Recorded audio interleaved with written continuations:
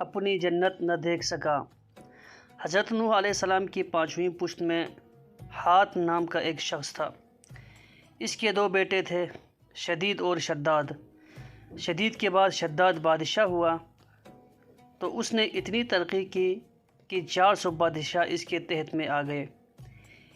اسی اقتدار کی بنیاد پر اس نے خدائی کا دعویٰ کر دیا۔ جب اس وقت کے پیغمبر شداد کی ہدایت کو آئے تو اس نے کہا، ایمان لانے کا فائدہ کیا ہے؟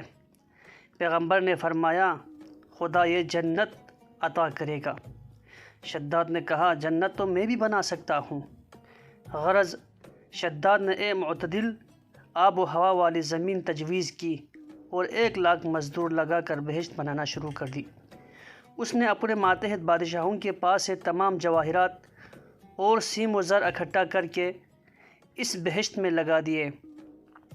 2 سال کے بعد جب یہ تیار ہوئی تو اس نے اس کا نام اپنے دادا کے نام پر ارم رکھا۔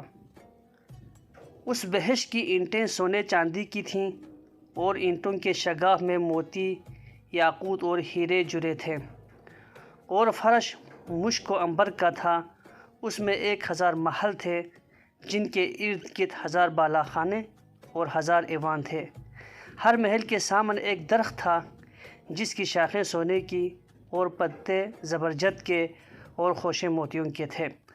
جب یہ باغ تیار ہوا تو شداد نے اپنے حشم و خدم کے ساتھ اس کو دیکھنے کے لیے چلا۔ جب قریب پہنچا تو اس نے ایک خوفناک آواز سنی اور ایک بھیانک صورت نظر آئی۔ پوچھا، تم کون ہو؟ جواب ملا، میں ملک الموت ہوں اور تیری روح قبض کرنے آیا ہوں۔ شداد نے کہا، اتنی مہلت دو کہ میں اپنا باغ دیکھ لوں۔ کہا، ہرگز نہیں۔